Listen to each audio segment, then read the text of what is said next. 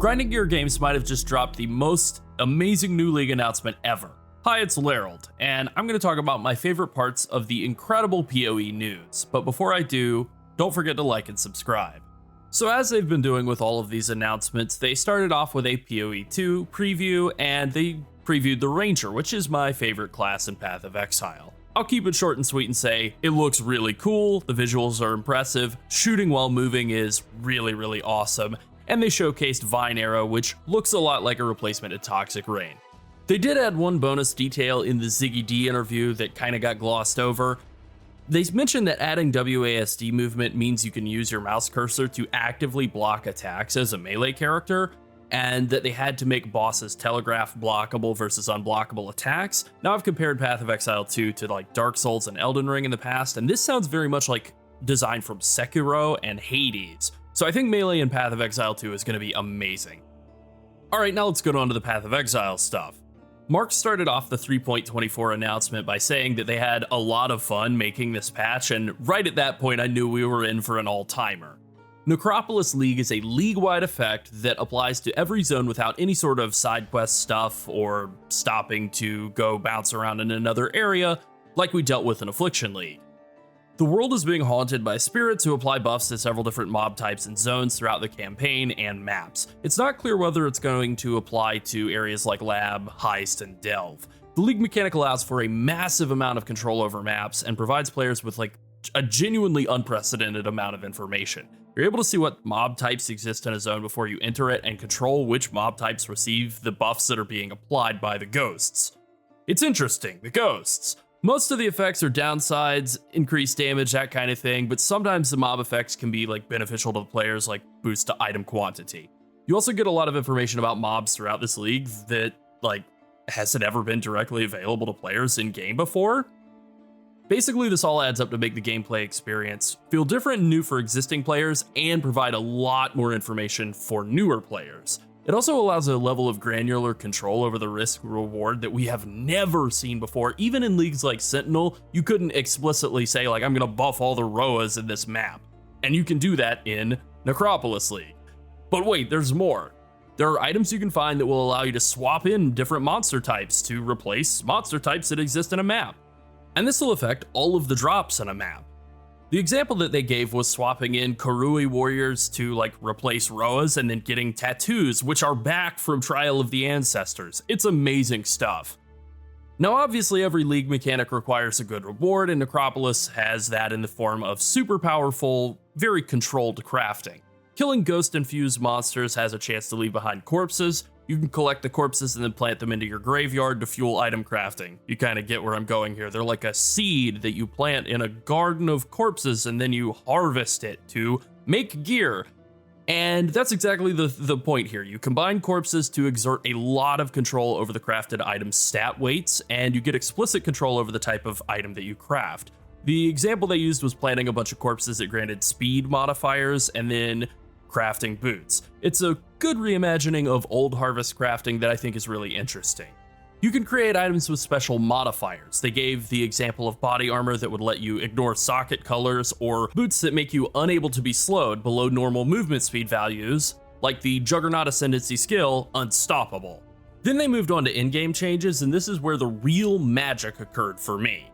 GGG is proposing massive changes to the in-game gameplay loop, and they are good. Sextants are gone.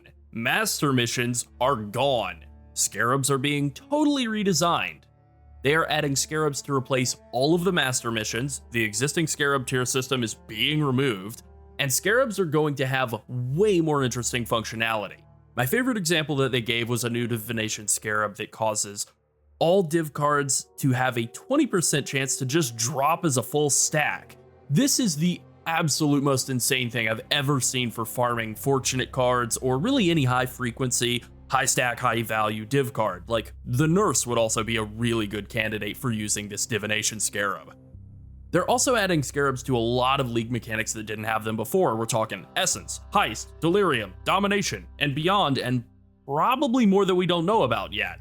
Scarabs are basically becoming the catch-all for in-game content modification, and that is a lot more interesting and convenient for trading. They're also replacing sextants with a new item called a veiled scarab, which you just click to reveal a random scarab. And finally, best of all, scarabs will now stack to 20. They've done that with most of the currency that only stack to 10 as well, like Divines and Exalts. It just feels good, man. GGG are also making huge changes to the Atlas passive tree. The 7th Gate, Growing Hordes, All Hands, Stream of Consciousness, Grand Design, and Wandering Path keystones are all gone. They have compensated for this by just having every single League mechanic on the map device at once, which is something that was totally unmentioned during the reveal. There are 17 options on the map device this League. That's insane. They also have massively increased the amount of chance to spawn League mechanics that is granted by small passive skills in the Atlas passive tree.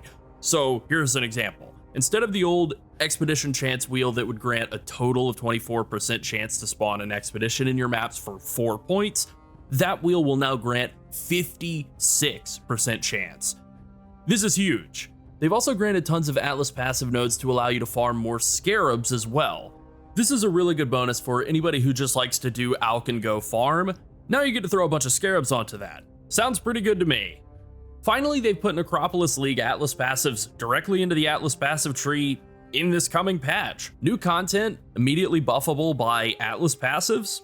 Very cool. It's a really good time to be the kind of person who loves to experiment with a ton of different farming strategies. You know, me. If you thought that was all I was excited about, you would be wrong. They are also adding 5 new tier 17 maps with unique bosses that bridge the gap between pinnacle bosses and uber pinnacle bosses.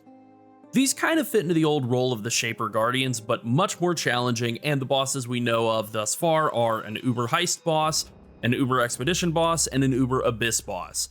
These bosses all drop reworked uniques that are tuned up to be much more powerful, and they drop keys for the Uber Pinnacle bosses. Now, we don't know what the other 2 bosses are going to be, but I feel like one of them has to be an Uber Sanctum boss. But that last one is a real mystery.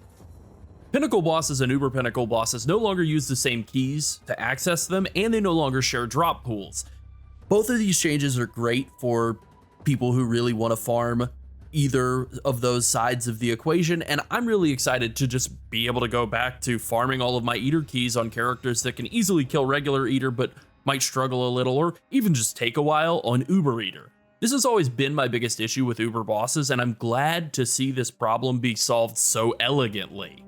Finally, I saved the best new in-game addition for last. You can have up to 3 different Atlas passive trees and freely swap back and forth between them.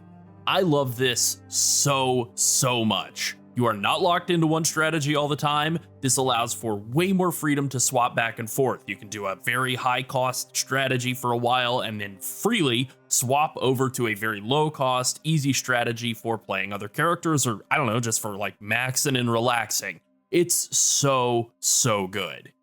Once they finished talking about all of the amazing in-game changes, they mentioned some campaign changes as well. They gave a few little hints, showed a couple of little things, but they very deliberately kept things vague and told us there will be plenty for us to explore while going through the campaign. And you know what? I must admit, they got me. I am interested. I kind of want to see it. I might actually be willing to stop and smell the roses along the way instead of just rushing to the end of Act 10. After everything was done, they dropped the patch notes, and I have some highlights, the things that really stood out to me. Penance Brand of Dissipation and Storm Brand of Indecision were nerfed to death, and back to life and then back to death again. It's for the best. Tornado Shot was also nerfed really hard. It got a 20% negative attack speed multiplier and a 20% increased mana cost multiplier. The quality was also changed to grant proj speed instead of an extra secondary projectile. Brutal stuff, but Tornado Shot has, it's been the king of farming for as long as anyone can remember, so it was time it ate a nerf. Detonate Dead didn't get any nerfs, at least not any direct ones. What a shock. I think we know what everybody's going to be playing as their, at least as their hardcore league starter. They added a new energy shield mastery that says 50% of your energy shield is added to your stun threshold, and this is intended to replace the stun threshold is based on 60% of your energy shield instead of life, which means the Blood Notch tech is dead. They nerfed Ralakesh's Impatience, they no longer grant move speed at all, and that is surprisingly the only change that was made. I am completely shocked by how light of a nerf this is. I really thought that they were going to nerf the damage contribution, like do something with it not providing power or frenzy charges, but that's not the case. They basically just made it annoying to use, where now you don't get any move speed out of them at all. Kind of a weird change, and I think for like high-end play where you're gonna have a mage blood or like a lot of move speed on a character's gonna be really juiced, this isn't a non-change. You know, it's minus 30% move speed, but you can live without that, and power charge stacking builds are still buck wild in terms of power and also cheapness. They're really cheap to get off the ground and just like obliterating everything in the end game with this insanely overpowered build that's enabled by a crazy powerful unique that now doesn't grant move speed. Cycling damage reduction has been reworked and is now adaptive resistances, which basically just functions like elemental equilibrium, but it also applies to chaos damage. And then hidden in the patch notes, toward the end, they dropped two absolutely massive nerfs to the way that players have fixed mana costs in recent patches, and here they are. The Veiled modifier that provides reduced mana cost of skills during Flask effect can no longer be unveiled or crafted on flasks. It's dead. The Jewel Suffix modifier that grants 3 to 5% reduced mana cost of skills can no longer roll. It's also dead.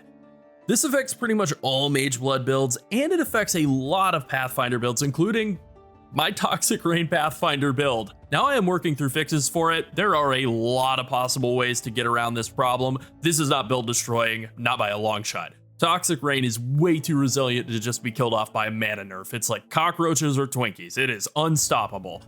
I've killed every single Uber boss with Toxic Rain Pathfinder using Eldritch Battery before, and I will do it again if I have to, which seems like a possibility.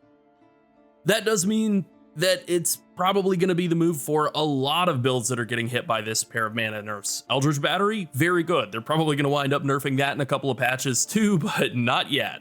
Honestly, it's not even all downside. If you're playing a build that can easily incorporate Eldritch Battery, so basically anything on the top side of the tree, you probably are just going to want to do that. It makes things more convenient, and as a silver lining, it makes no regen maps completely doable. Not too bad. There are some other options for fixing mana, but I think we'll just say that, like, I'm pretty sure the price of Clarity Watcher's Eyes is going to hit all-time highs in the coming league. I think builds that just use Leech to fix their mana issues got a really big indirect buff just by virtue of not being hit by this. So let's wrap things up. Against all odds, I am even more excited for patch 3.2.4 than I was for 3.2.3. I genuinely think that GGG has somehow made PoE even better than it was during the best patch of all time. The endgame rework is incredible. I am so excited to kill some of these semi-uber bosses in tier 17 maps. Using the League mechanic to farm tattoos and craft preposterous gear sounds really fun as well. Alkengo strategies just got a huge boost with the Atlas revamp and the proliferation of scarabs as the new catch-all in-game currency. The next couple of weeks are going to be so much fun for experimenting with different Atlas strategies and seeing what works and what is less good. The only unhappy part of this patch is the mana nerfs, and they're fine, really. I can live without them. I am just prepared to move past all of these mana reduction bonuses, and I think it's going to be okay. I'll probably be farming Jun for diadems like my life depends on it, though. Alright, I think that covers it. Be sure to like this video if you enjoyed this, and let me know what you think the other tier 17 bosses are going to be. Thanks for watching. Bye.